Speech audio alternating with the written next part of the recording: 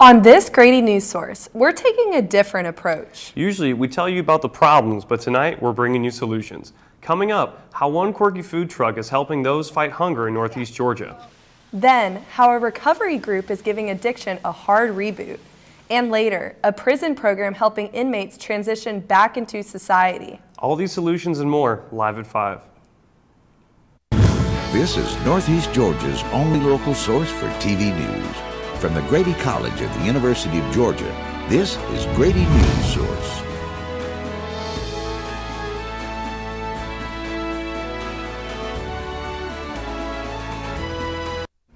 Good evening, I'm Jim Rogers. And I'm Madison Harwell. Our news coverage tonight may look a little different than what you're probably used to. Yeah, that's right, Madison. That's because today we are bringing you special coverage focusing on solutions journalism, a different approach to reporting where we dig deeper and highlight people providing solutions to problems in their communities. Stories like these can offer a great lesson because they provide insight to others on how they could implement similar ideas in their own neighborhoods. We're excited to showcase some of our more in-depth reporters from the semester and hope that they inspire others to make a more holistic approach to covering news. Our first story out of Oconee County looks to do just that.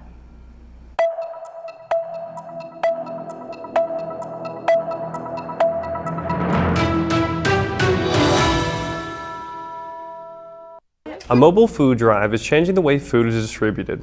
Grady Newsource reporter Gabrielle Vitale tells us more about the unique approach combating hunger in the local community. Here's a mini apple strudel.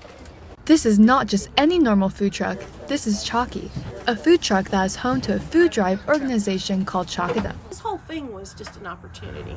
It's like when they called me from Publix saying, can you come Tuesdays and Saturdays and pick up everything we have? Chalky collects leftover bakery items from the local Publix in addition to food donations from other local organizations. Reef Sec and other volunteers hand out food twice a week. The people that come can choose from bread, pie, lentils, and even books. Instead of the pre-packaged food items that are normally found in other food shelters or drives, Chalk It Up does it a little differently by allowing the people to choose what they want. Reef Sec has tried counting how many cars come through each day but gets so busy she loses count. We'll count the cars and it's like, okay, there's 12 cars. But then as we're going, 5 more, 5 more. Dorcas Hammond is the owner of the church where Chalky parks to hand out food. Before the truck gets here, the cars are lined up down our driveway. And so for them to be able to meet that need is just amazing. Dr. Lee, a professor in family and consumer sciences, says that food organizations like Chalk It Up have an incredible impact on the community, but there is a larger problem at hand. Food drive is great, but they may not solve the fundamental root cause of food insecurity. Dr. Lee says there's also an issue of what food is distributed. The logistic in terms of collecting a large amount of food and store and share and distribution. So typically don't include fresh produce. That's typically recommended to be consumed more at the national level. Despite these setbacks, Chalk It Up has grown within the community. So it's really nice that we sort of become like the hub of all of these community outreach projects. So I'm really proud of that. Around the holidays, they collect jackets, gloves, and even turkeys. That's what it's all about, is just making the best of it when things are rough. Reporting for Grady Newsource, I'm Gabrielle Vitale. Due to an avian flu that wiped out many turkeys earlier this year and recent inflation, the price on gobblers have risen by 23% compared to last year. Chalk It Up is dependent on daily donations. They're not sure they'll receive turkeys this year, but they're passing out extra snacks in addition to regular food items. The Peach State is one of the nation's leading agricultural powerhouses. Among its biggest exports, produce. But much of that food is being wasted. Yeah, and Grady Newsource reporter Wynn Andrews takes you between the bushels to show you how one group is addressing food insecurity. Athens Concrete Jungle is working with local farms to help those in need who are struggling with food insecurity as a result of produce waste. Perhaps the biggest issue with produce waste is that there is not a solution set in stone. That's a really complex thing that I don't think we have an answer to on how you reduce it. Education would be an easy way to say that we could educate consumers on when things are ripe and when they're not. Maybe finding ways to put produce that is met that stage where it's not going to be bought at the retail shelf, that now we're pushing it to other locations or other areas that maybe could use it. But again, how do you set the logistics up to do that? 1 in 5 Athens residents experience food insecurities, with almost 30% of its citizens living below the poverty line, according to Concrete Jungle's website. To help in the battle against hunger, Concrete Jungle volunteers travel to local farms around Athens, the most recent stop being Maney Vine's Vineyard in Homer, Georgia, for a muscadine pick. Volunteers handpick the produce from trees and land that might not be used otherwise, placing the items in buckets before emptying them all into crates. With volunteers being essential to Concrete Jungle's mission, a good turnout for each pick is a must. The volunteers are the heartbeat of this organization. If they don't show up, we can't pick. And usually they do. But sometimes in our off season, that's when things can dwindle and people might forget about us. And so since we can only pick when, produce is producing, that becomes a challenge to kind of retain those people. Concrete Jungle partners with multiple programs that receive and distribute the food, including Our Daily Bread ministry. Those in need and volunteers alike are just one example of those treated to a variety of food items each day. Many don't waste any time. Some of them will start eating them right there, then, and I like that. The carrots, whatever they send, is always wonderful. After the food is distributed, the process starts over once more, as Concrete Jungle volunteers continue in the battle against food insecurity. For Grady Newsource, I'm Wynn Andrews. For many, the end of the year is a merry time of family and giving. For others, it can be a difficult season to face. This has become known as the winter blues, or seasonal affective disorder. One group in particular that is at risk is those in active addiction. Overdose deaths have been on the rise and are most common in the winter months.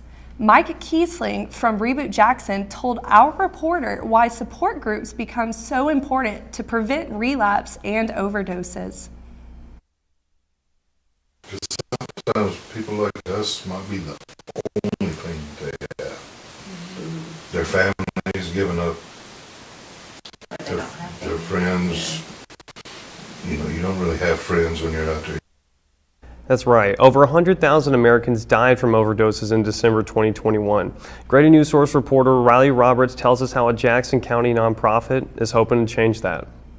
There's no cookie cutter way to do this. We didn't start this on a model. Reboot Jackson is an addiction center staffed by individuals in long-term recovery themselves. Employees use their own experiences to go beyond traditional treatments. Paige Crowe struggled with opioid addiction from the age of 12. Isolation is so key to addiction. There's no way, if you get in contact with Reboot one time, you're never going to be able to do that again. She spent 2 years in Reboot's core programs and credits them for her and her family's recovery.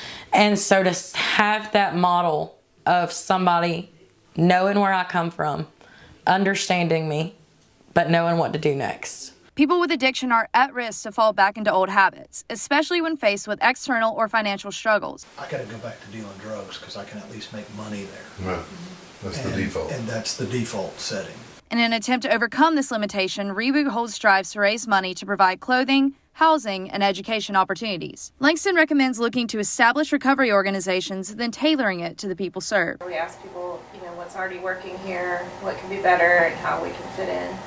And we use that to develop kind of what we were going to do as a program. As a paramedic and ER nurse, Abby Estrada has seen her fair share of addiction-related illnesses. She says Reboot has the specialized programs she finds necessary for recovery. They're on the right track. I feel like a lot of these people need actual people around them because they will hold them accountable, or they will hold themselves more accountable. In 2021, the organization reported over 13,000 check-ins for support meetings and estimates 350 people come through their door each month. Paige is one of them. She still regularly checks in with Reboot, even if it's just to catch up. I don't plan on ever losing contact with Reboot. These people have really imprinted on my life. Riley Roberts, Grady Newsource. Roberts now joins us live in the newsroom. Hi, Riley. Can you tell us a little more about the programs that Reboot offers? Yeah, Madison. So they offer just such a great variety of programs, which is why I became so interested in them in the first place. They have peer groups, they have group counseling, they have just one-on-one if that's what you need. They will sit down with you and talk and decide what you need to get to your recovery plan. And they also offer things such as like their computer and printer use. Their building's actually really close to the jail and the courthouse. So let's say you forget your papers that day, you can just go over there and they will let you print free of charge and stuff like that. That's one thing my beneficiary page talked about. So those are just some of the things they can do. And Riley, was there anything in particular that made you want to give Reboot a closer look? So I happened upon them by chance, but thankfully, due to another newsroom person, I found them, and I think just the greatest thing that brought me into them was just their passion, their care, their rapport. You can tell that they know what they're doing and they love what they're doing.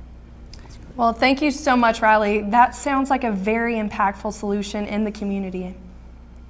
And once they serve their time, many previously incarcerated find themselves back behind bars. So up next, how one person is helping these inmates stay free.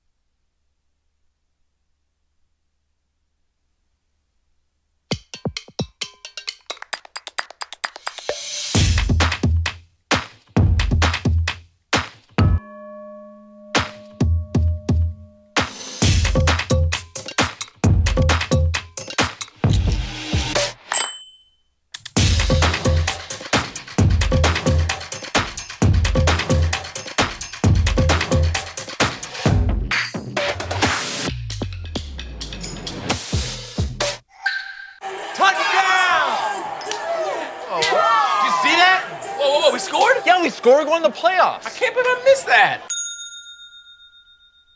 Every time I'm buzzed, I spend too much time on my phone.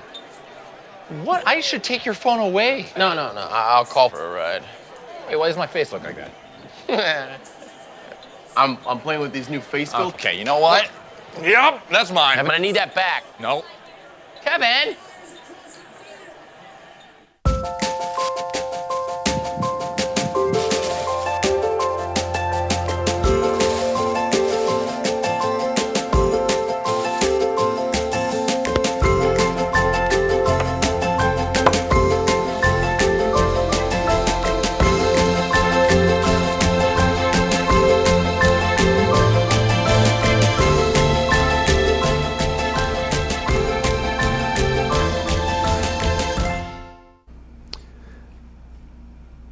In Jackson County, their corrections facility is working to prevent re-incarceration.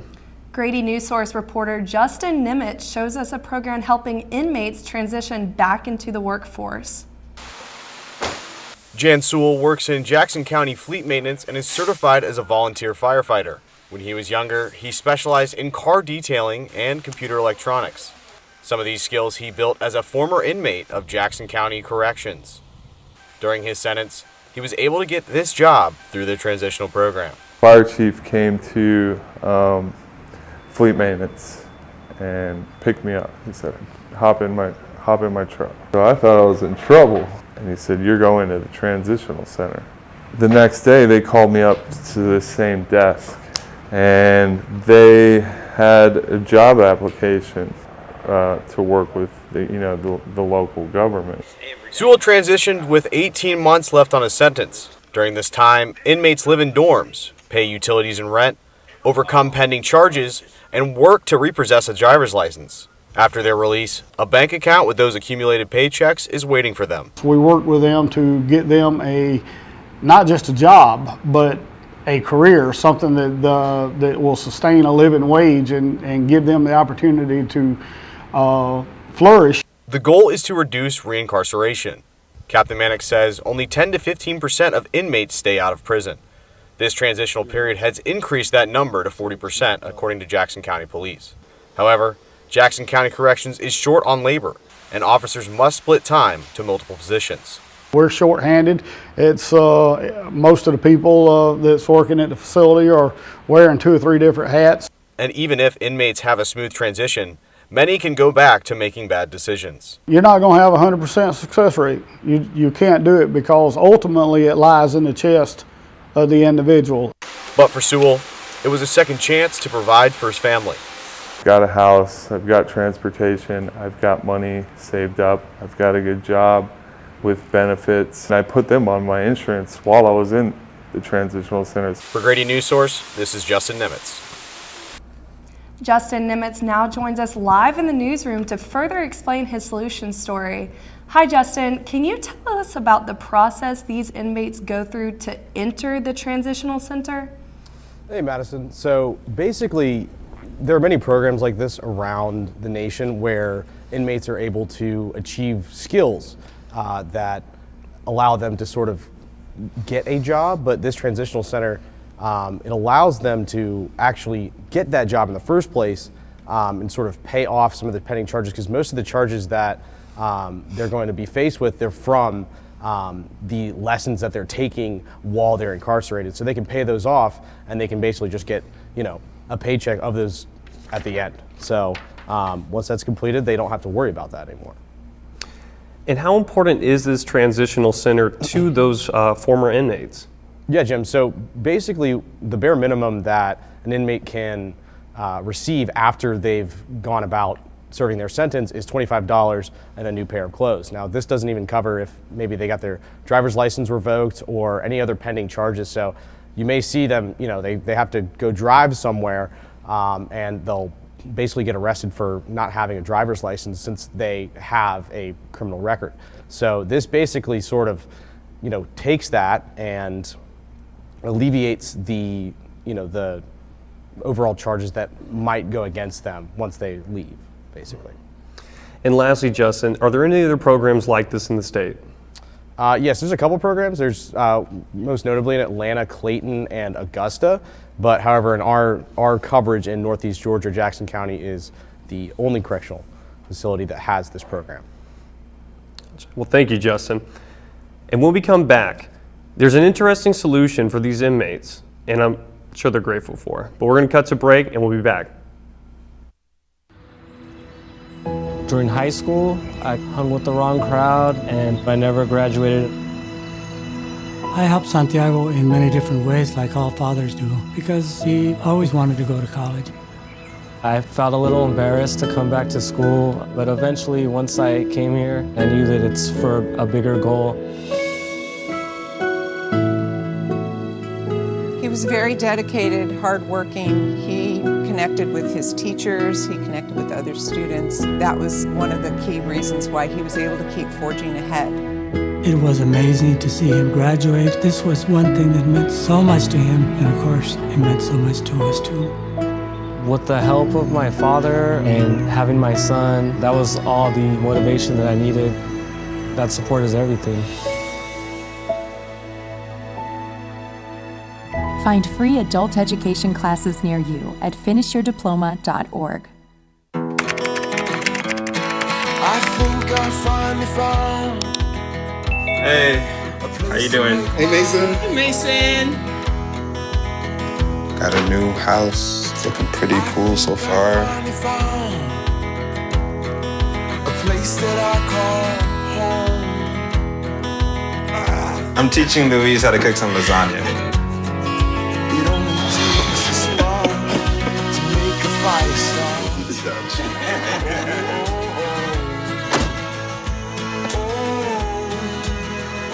Thank you. Study, please.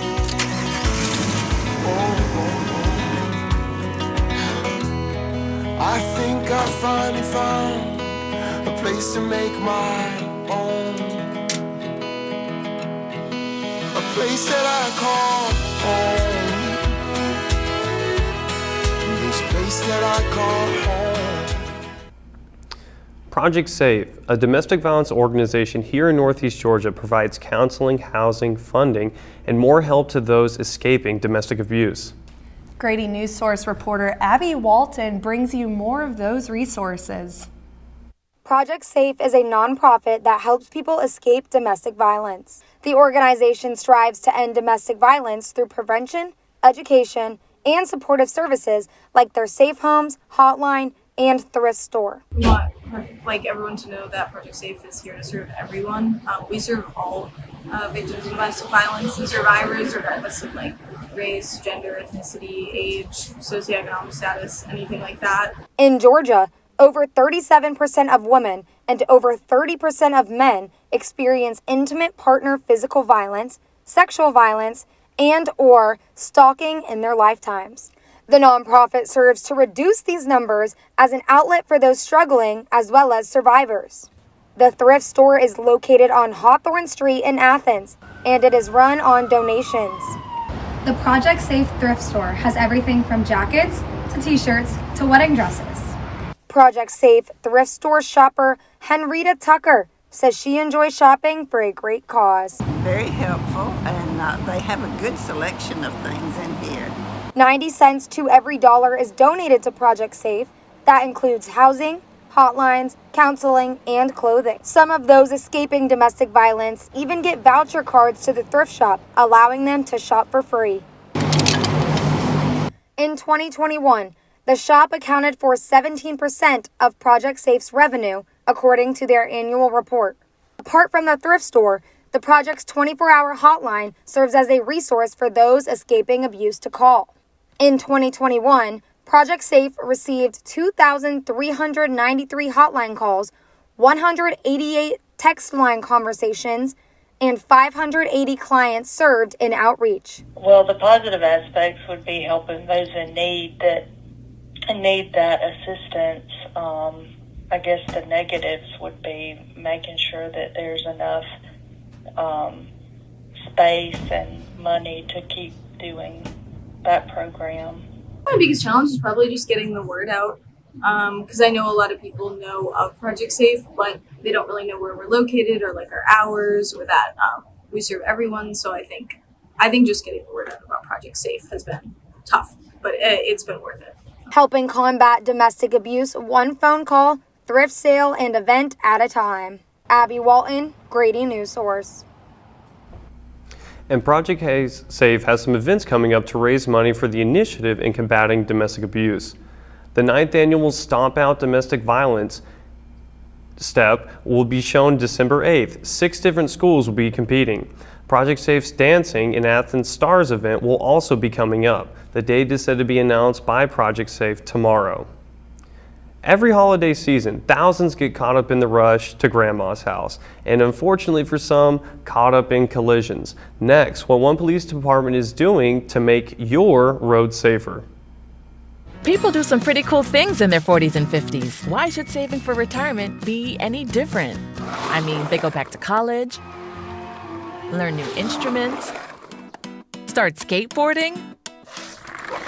Okay, maybe that one's not for everybody, but saving for retirement is. With aceyourretirement.org, you can get on track with your retirement savings no matter your age. Just have a 3-minute chat with Avo, the friendly digital retirement coach from AARP. You'll get personalized recommendations based on your input that are easy to understand and work with your lifestyle. It's quick, easy, and free. Plus, it's sponsored by AARP, so you know they got your back. Gnarly move, Dad. Thanks, sweetie. So wherever you are in your retirement savings journey, head to aceyourretirement.org and start chatting with Avo today. That's aceyourretirement.org.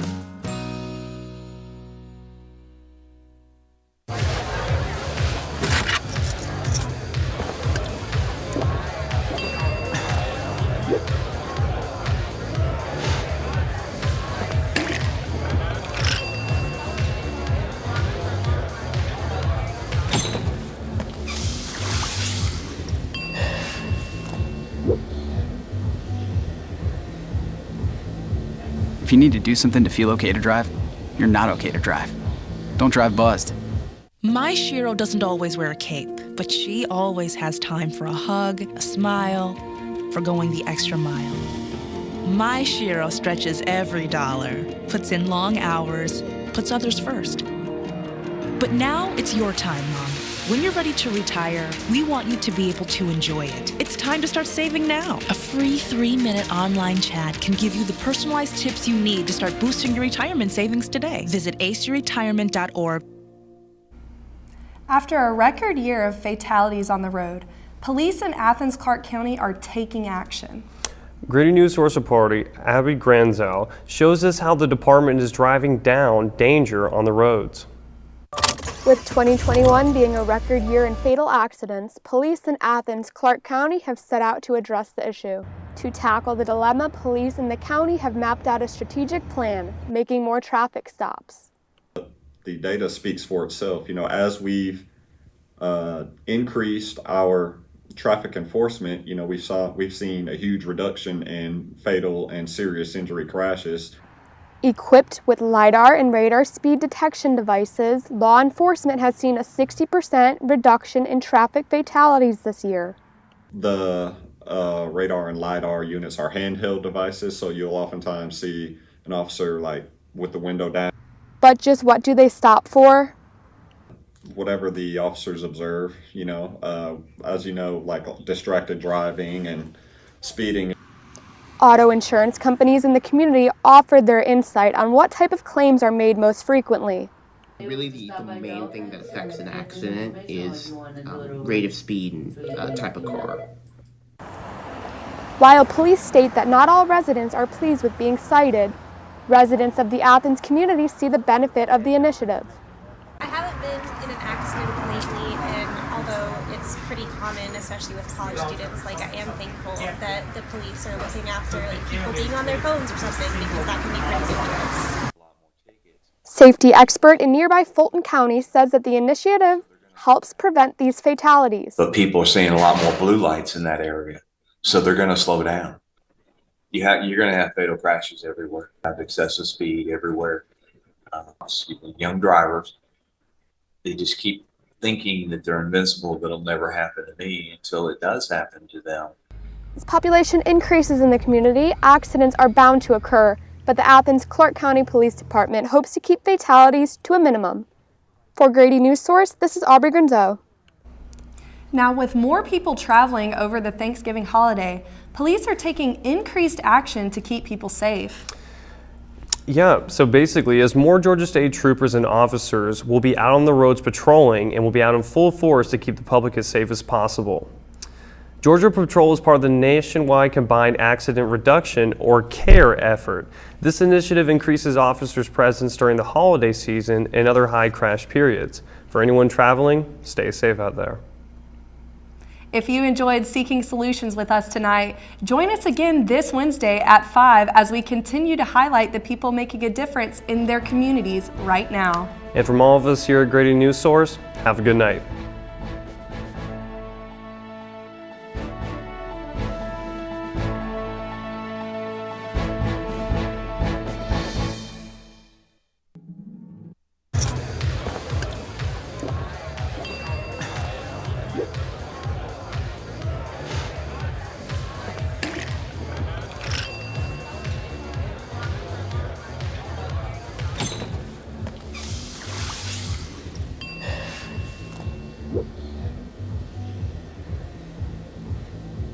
If you need to do something to feel okay to drive, you're not okay to drive.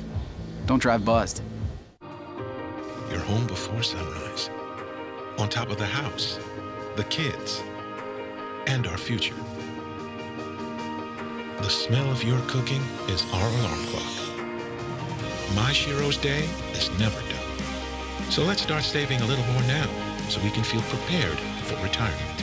A free 3-minute online chat can give us the personalized tips we need so we can live our lives to the fullest. Visit aceyourretirement.org. Julie was always a voracious reader. She'd carry 2 novels on an airplane because she'd read one on a 3-4 hour ride. And at some point, I began to notice that she would read a page and couldn't remember what she had just read, and she'd have to go back and read it again. I don't remember much these days after I read, but less does for me, and I love it.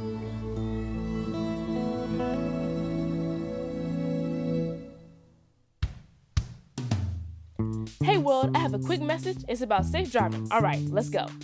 Anytime you're driving, have the seatbelt buckled tight, both hands on the wheel and your phone out of sight. When not in your hand trying to text somebody back, because if you do, your car might get smacked. The moral of the story, just put your phone down. The people on the road will stay safe and sound. Put your phone down, put your phone down. People on the road will stay safe and sound. Yeah.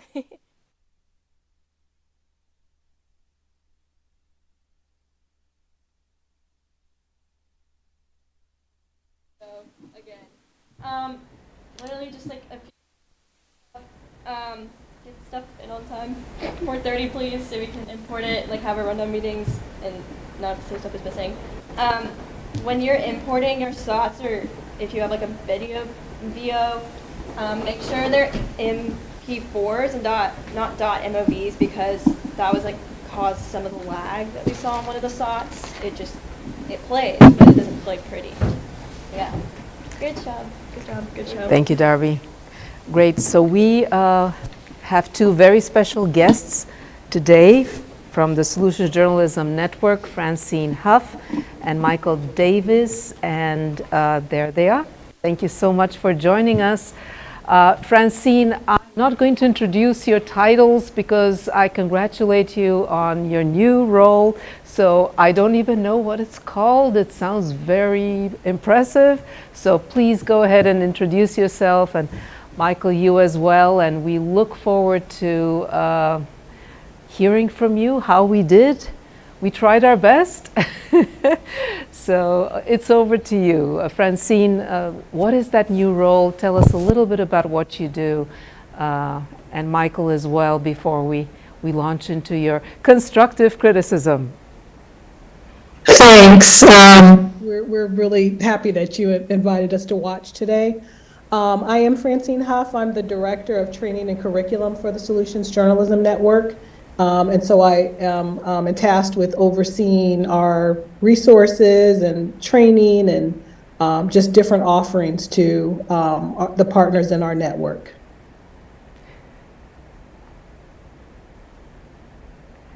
Michael, you're muted. If you, yeah. I oversee our work with journalism schools and student media across the continent. And I'm very pleased that you asked me and Francine to be here today to review your work. And so what did you think? How did we do?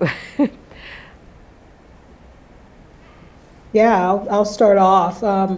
I thought that you had a good mix of stories. And you really, I can see that you really thought about just the whole trying to find those 4 pillars for your stories. And so, you know, they flowed pretty well, and you know, I think they were pretty strong overall. You know, the thing that struck me is, and I've been working with local TV newsrooms on solutions journalism for 4 years now, is that you can have evidence of the 4 pillars in a day turn. It is possible. And I think some of you came closer than others. I thought that there was one really outstanding story that we should talk about a bit, and that was the one on the former inmates. Because in that story, I thought that the 4 pillars were very easily identifiable. It was very clear, and I thought the structure of the story really had great integrity. And you did a really good job, Justin, of articulating the problem, which is, you know, very, very important in a solution story, is making it clear what the problem is, and did a very good job of demonstrating not only the evidence of the response, but the limitations of the response. And, you know, it really jumped out when one of your sources said, "Wait, we're shorthanded. You know, there's only so much we can do. Our resources are not infinite, they're finite." And so I walked away from that story really feeling like, oh my gosh, this is a really good and important program going on in your jurisdiction. And I thought you found a really good person who has been the recipient of that program and made him the star of this piece. You know, he's a real person to have in the real world of work who, you know, was an active participant in the program. He earned money that got set aside for him that he was able to use upon release. And we all know, and the story said, we all know how horrible it is when women and men are released from incarceration and given, like $25. What are you going to do with $25 and a new suit, and some new clothes? I mean, it's just a tiny start into bringing yourself back into the world outside of incarceration. So I want to give a round of applause for that story. I thought it rang all the bells for me. Round of applause for Jason, for Justin. Yeah, thank you for the kind words. I think the one thing that I kind of wish I had was that sort of independent element to it. I sort of missed out on that. Yeah, I got really lucky with that story, and I was glad that I got in contact with some people from the government agencies there, and they sent me over there. And, yeah, Jim was a heck of a character. I mean, there was so much I left out about him. He was a really cool dude. But he was also kind of an outlier in a sense. Like, didn't really, there wasn't a whole scope of, how that program has been. I'm just glad that he was so well transitioned out of, Craig's facility. So thank you. Yeah, I wanted to say, I think it's, the use of the person who's actually impacted by the program, that was a really great use, as Michael said. And I noticed in several of the stories that the reporters really made an effort to find people who really are being impacted or have used the programs or directly benefited. And so that's one of the things that really is important when you're doing any kind of reporting, is really to give voice to those people. So kudos for not just focusing on those experts who can talk about what they've started or the implications of the program, but actually finding real people who've been impacted. I noticed also in the Reboot Jackson story about the addiction center, the use of the source page was also like a really great way to humanize that story and find somebody who has been impacted by it. And, she said she's going to continue to stay in touch with people and really has made that a part of her life. So that was also a good example of a really strong use of sourcing. I like that character very much as well. I really felt by the end of that story that I knew her a little bit, and I so respect what she had to say in that piece about I'm with this program for the long term, and so I really enjoyed meeting her through your work. I think you're all realizing that the hard part is seeing all the good work that you do that doesn't get into the piece, and the hard decisions that you have to make about what does get in. And I felt for you, because I'm sure that you had to make some really tough decisions about how much to put in your piece. I also was reminded at how hard it is to do crosstalk, and my hat's off to your anchors and to reporters. It's such an unreal, an unnatural thing to make it seem like you're having an unstructured conversation and bringing out, the points that you want to bring out. It's very hard to do, and I applaud you for doing it, learning how to do it. Yeah, and actually this is our first co-anchored show because it was special and they did very well. I just sort of instructed them that, you're supposed to share, don't hog the camera, you're supposed to share, one person says one thing and then the other one, and they did great, and the writers, the reporters who wrote for them also got it, and they subdivided each script in a way that they could share it, and they did a great job. Their first time. I guess you have probably co-anchored other shows, but this was our first. Jim, have you co-anchored before? Nothing No, like this. nothing like this, and you haven't. So it's their first time. Yeah, we have some great students, and I lucked out with this group. They were just amazing, and this is sort of the pinnacle. These stories are the most complex content that they have created, and they're the pinnacle of their work, and I'm so happy. In particular, you pointing out how important it is to humanize the stories.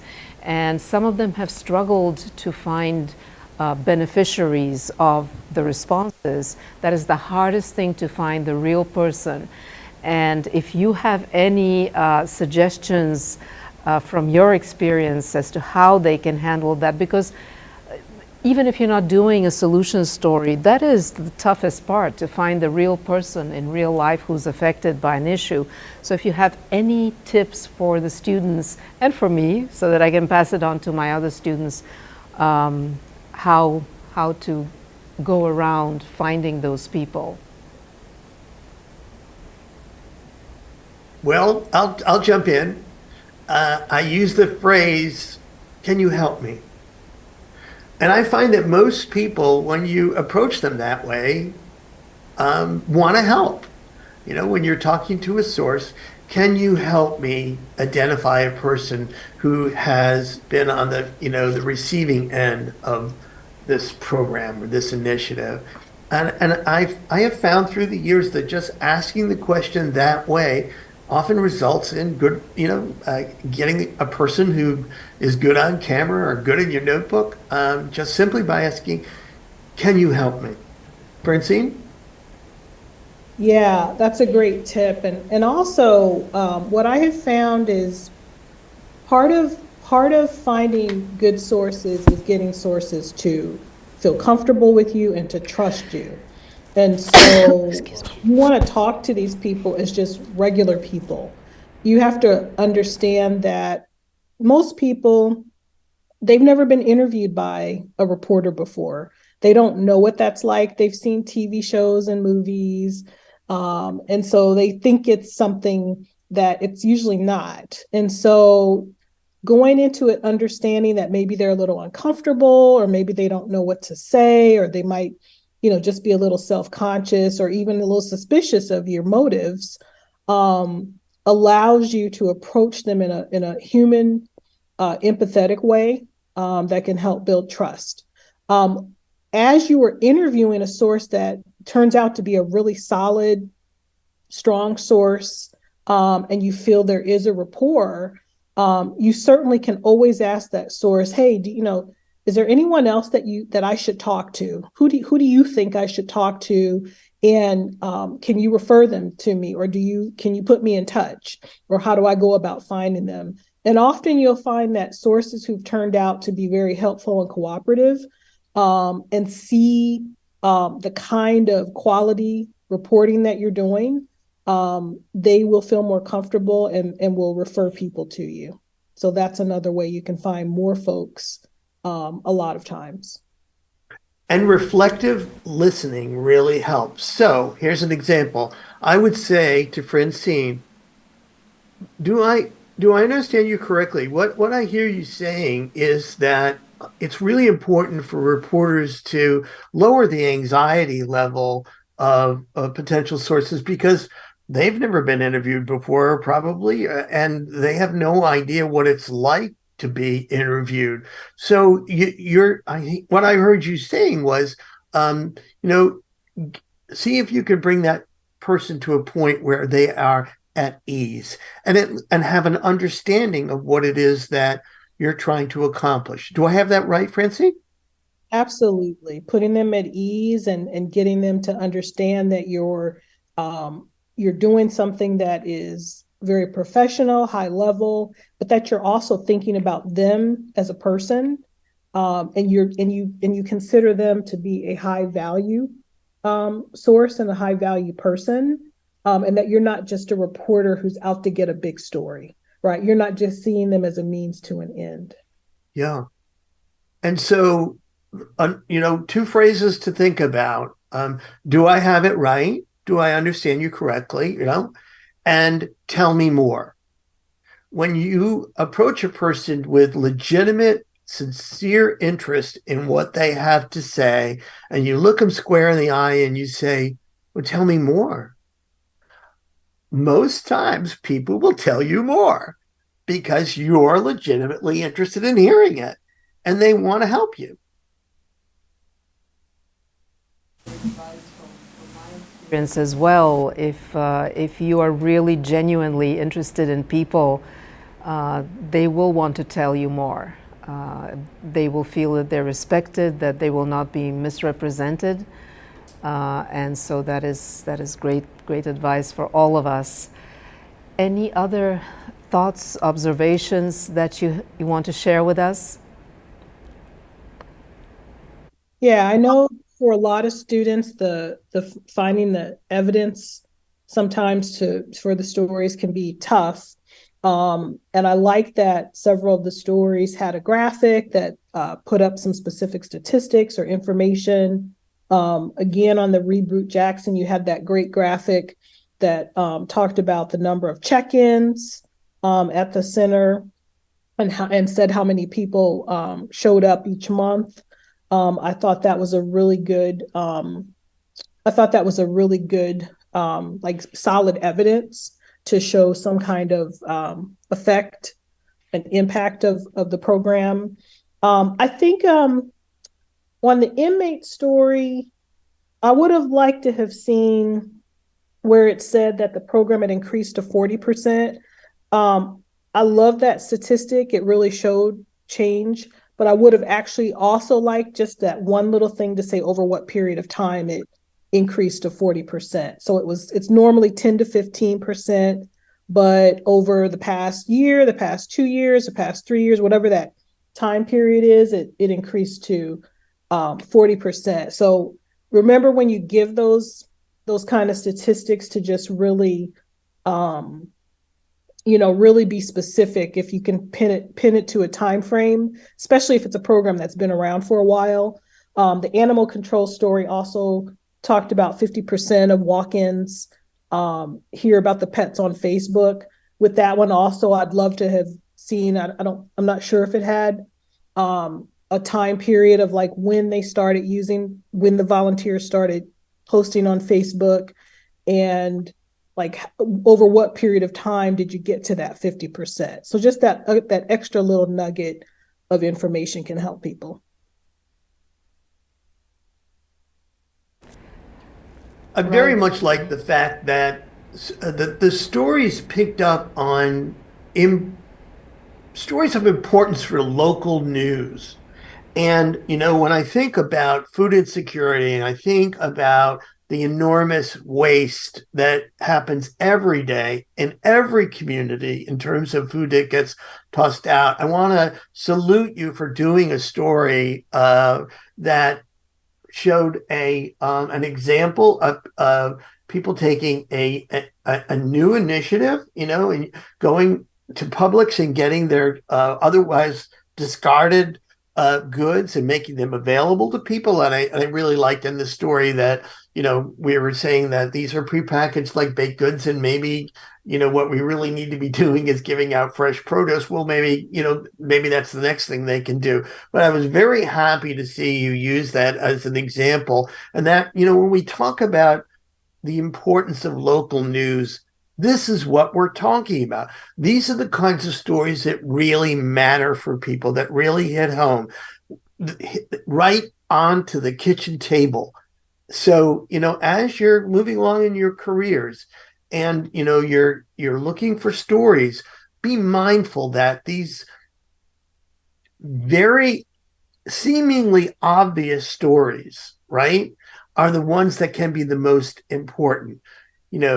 Food, shelter, security, these things matter to people, and local news can play a very important role in providing context, ideas, places to go for help, that service journalism aspect of what you do. This is why we get into local news, to make a difference in people's lives, to improve lives. So I applaud you for the choice of stories that you came up with. I applaud you for dabbing your toes in solutions journalism. It's hard. It's not. It was easy. Everybody would be doing it. It takes rigor to do this well. It takes practice. So you've made a great start, and I'm so happy that I was able to participate with Francine to see the product of your work. And we really appreciate you taking the time from your busy lives to do that. And I know I inundated you with everybody's stories. I sent them ahead of time, and I thank you for having that interest to look at individually at the students' stories.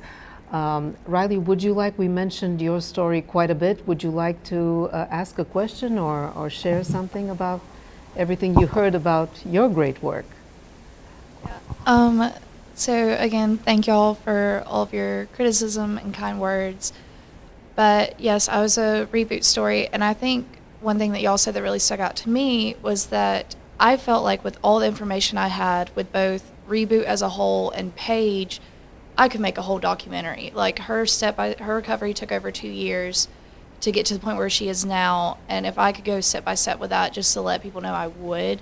So I think just like the biggest like question I had going into it, and the biggest like question I have for y'all is just like, how do you make those decisions? Because you have to make the cuts. You have to stay within 2 to 1.5 minutes. How do you do that?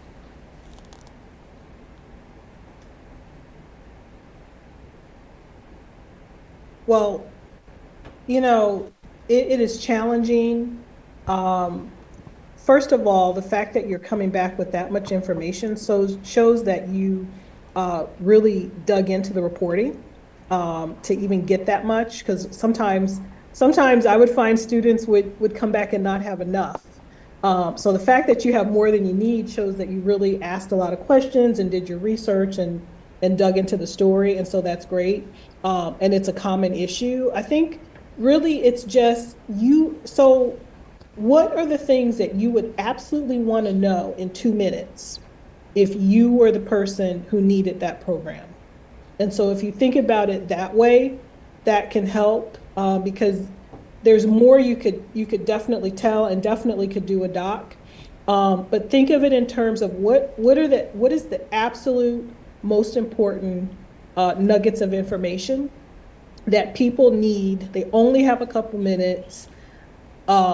If you do a doc, some will watch it, some won't, because some of us love the doc form and watch them all the time. And then some people just want a short little nugget. So what exactly do you, through your reporting, think people absolutely need to know about this program? And then kind of figure out your cuts from there. That's well said. Riley, I would say, I hope you always have a little ache inside when you're putting stories together. That little ache of, oh, I wish I could make room for this person, or a little bit more soundbite from this person. That shows you really care, that ache. But I will tell you that it's a cumulative skill. You will get better at it, and faster. And it will, you'll get to a point where on the drive back to the studio after you've shot a story, you're already editing it in your head. That's when you know you're there. And I look forward to that day for you, because you'll get right into the studio, sit at the computer, and put it together with dispatch. And it's just something that comes with time and practice. Anybody else would like to ask a question?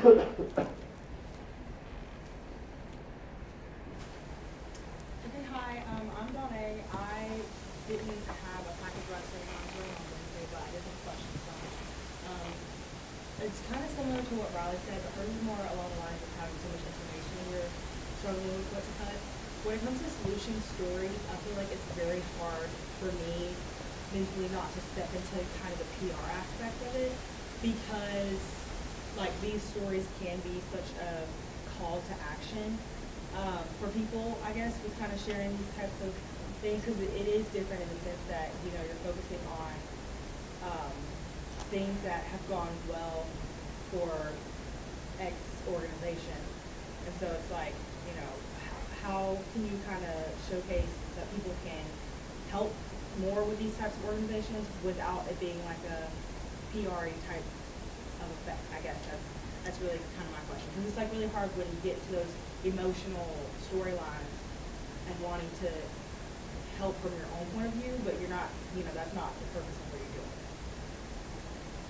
Yeah, that's a great question. So one of the main ways that you can keep that story from being PR, or feeling like that, is by having that balance to include the limitations, right? You want the evidence of how this program is working, but you also want to talk about those limitations, and because what you're doing with limitations is you're basically acknowledging that this is a program that's having some positive effect, but it's not perfect, right?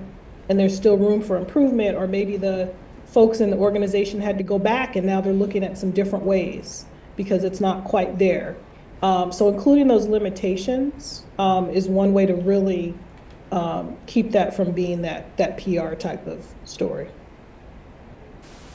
And putting the emphasis on a quest for evidence, and not just some evidence. You really want to ask for how effective is this program? How many lives is it touching? How long will the money last? How large is your volunteer base? As well as the very important aspect that Francine just brought up, asking, well, who isn't being served? Who's being left out? What would you do a year from now if you could, get more money? How would the program grow? These kinds of questions put the emphasis on your ability to discern evidence to show whether, a particular program is working or not, and to what effect. So you're going after anecdotal evidence, but when you can get it, you also want quantitative evidence, things that you can measure. Yeah, and I just want to mention too, whenever you ask about limitations or what do people, they're always going to say money. So money is always going to come up. Most organizations are going to say we need more money, we don't have enough money, and that's fine. You can include that, but push them to go beyond the financials, right? Because everybody's going to say they don't have enough money, and if you really dig deeper, there's probably other things about that program that they need or that they have tried to get, or maybe they're in the process of trying to get to continue making it successful. Yeah, that is a big challenge, how to find out the limitations, because we all sort of have this, we fall in love with those people who are trying to do something good, but I give them that example from one of your slides where the guy who was giving away free shoes in Africa, Tom Shoes, was actually unaware that he was putting moms and pops businesses out of business in Africa, poor people who are relying to feed their family by selling local shoes. So he corrected that once an article came out and pointed that limitation that he wasn't aware of. So asking a question like, what didn't you know when you started this program that you now know, can get you the answer to the kind of question that doesn't have anything to do with money. What do you know now that you wish you knew when you started this program, right? And, asking that kind of question usually gets a response from somebody saying, well, we didn't know, this was going to be a problem, and we sure wish we had done this. So recognizing that whatever kind of program a group puts together is going to have fits and starts. It's going to have, it's a jagged line to success. So, ask about what were the roadblocks? What were the unforeseen aspects that made it difficult? What challenges did you overcome? And that gets you away from asking the questions about dollars.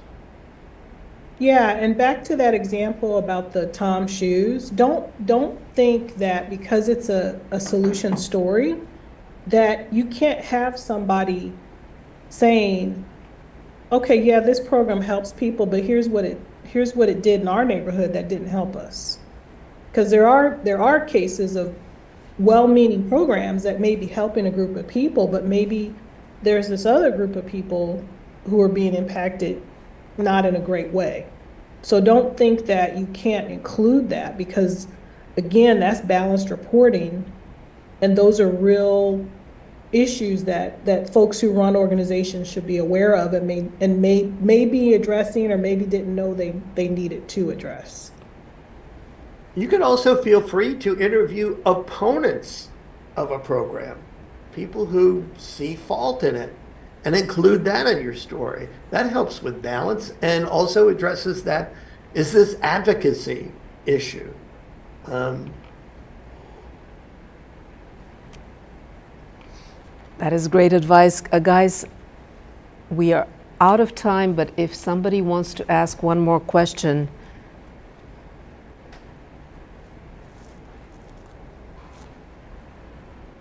So Francine, if you guys have a final thought, we really, really appreciate you joining us and sharing with us all this wisdom. I've been taking notes, and I'm learning from you as well. And as you know, I'm a huge fan of solutions journalism done the right way, in the rigorous way that you were describing, that we look at the well-meaning programs and we do investigative reporting, and that's why we say solutions journalism is simply good reporting, completing the picture where possible, where there is a solution working. I'm really, really grateful for everything that you do, for spreading the word about and exciting me and educating me about it so that I can share it with my students. Francine, I wish you lots of luck in the new role, and Michael, I really look forward to working with you to develop these wonderful young people into well-rounded journalists who are aware that they also need to look for a possible solution, as of course we report rigorously on the problems of society. Thank you so very much, and good luck. Thank you.